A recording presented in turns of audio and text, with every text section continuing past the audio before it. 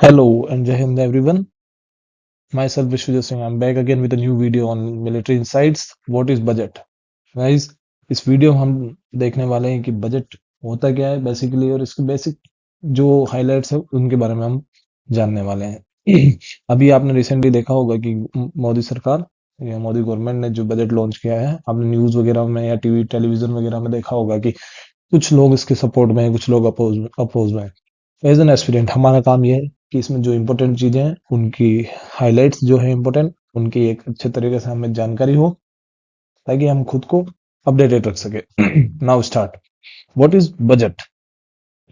देखो, according to article 1112, article 1112 जो है इंडियन कॉन्स्टिट्यूशन का, वो कहता है कि बजट जिसे एनुअल फाइनेंस स्टेटमेंट भी कहते हैं, ये एस्टिमेटेड रिसिप्ट्स, जितना भी पैसा गवर्नमेंट के पास आएगा गवर्नमेंट उसको कहाँ कहाँ खर्च करेगी उसका एक स्टेटमेंट होता है एक पूरे साल के लिए। इसी को हम क्या कहते हैं बेटा? बजट। Next, budget word. अब आपको ध्यान रखना है कि बजट वर्ड कहीं भी कॉन्स्टिट्यूशन में मेंशन्ड नहीं है। ओके, ये क्वेश्चन बहुत बार सीडीएस में पूछा जा चुका है स्टेटमेंट बेस्ड, कि कौन सा स्टेटमेंट करेक्ट है, कौन सा स्टेटमेंट करेक्ट नहीं है। नेक्स्ट, मूविंग ऑन, कि बजट का टाइम पीरियड क्या होता है? आपने सुना होगा ना कि टैक्स 31 मार्च से पहले खत्म करना है। तो वो इसलिए होता है कि एक फाइनेंशियल ईयर 31 मार्च से चालू हो जाता है, मतलब 1 अप्रैल से न्यू फाइनेंशियल ईयर स्टार्ट हो जाता है। तो अब बजट कहाँ से कहाँ तक चलेगा? ये बजट जो है इसमें आने वाले साल, आने वाला साल मतलब ये साल नहीं, जनवरी से दिसंबर वाला साल कहाँ से चलेगा? फाइनेंशियल ईयर अप्रैल 1 से मार्च 31 तक। नाउ, बजट बनाता कौन है? इकोनॉमिक अफेयर्स का डिपार्टमेंट एक, और आगे मिनिस्ट्री ऑफ फाइनेंस, ये दोनों रेस्पॉन्सिबल है किसके लिए? बजट बनाने के लिए। Now moving on to the next slide.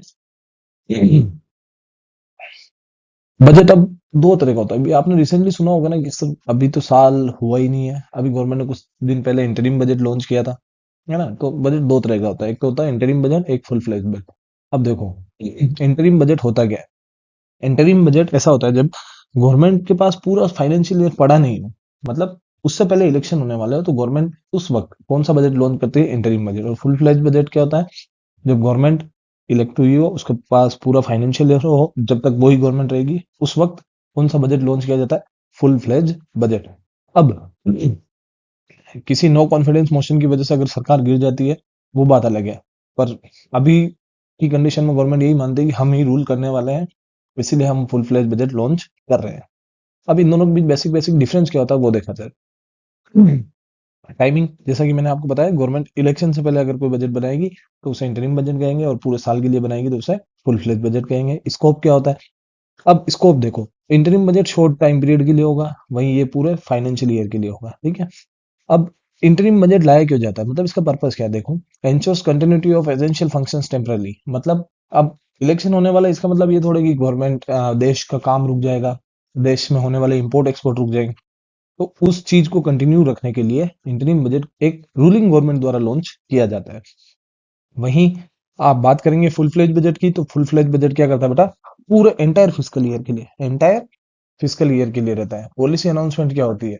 देखो, पॉलिसी अनाउंसमेंट क्या होती है कि इस इंटरिम बजट के अंदर गवर्नमेंट कभी भी बड़ी बड़ी पॉलिसीज लॉन्च नहीं करती है ना? बड़ी बड़ी पॉलिसीज इन द सेंस जिनका गोल क्या हो? लॉन्ग टर्म हो।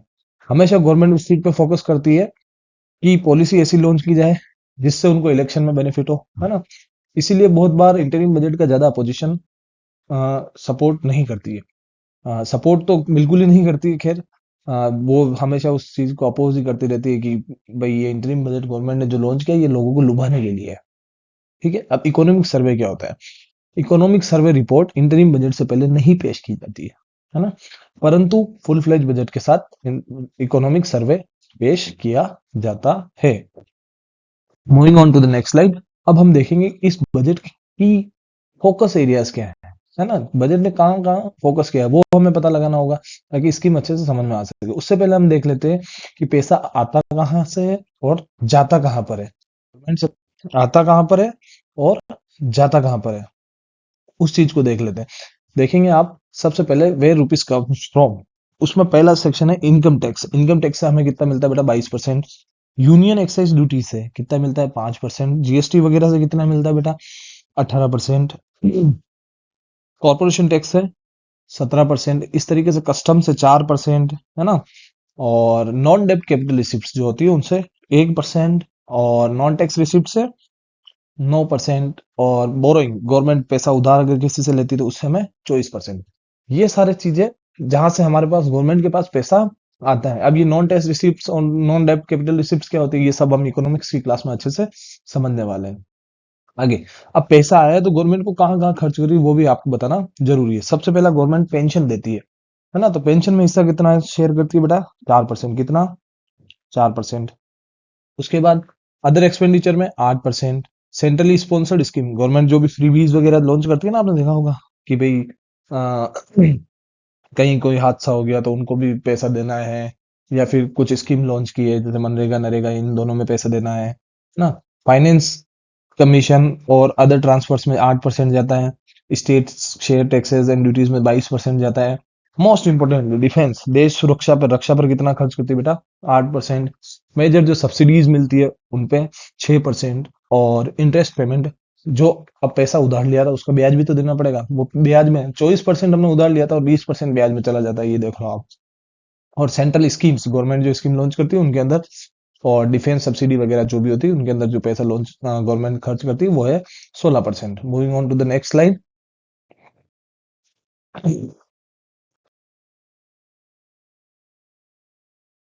नेक्स्ट स्लाइड, इसमें हम देखेंगे कि बजट फोकस किस किस पे, जैसे मैंने आपसे पहले डिस्कस किया कि हमें फोकस एरिया पता लगने से लग जाएगा कि गवर्नमेंट ने कहाँ कहाँ खर्चा किया है, कहाँ कहाँ स्कीम्स लॉन्च करी है।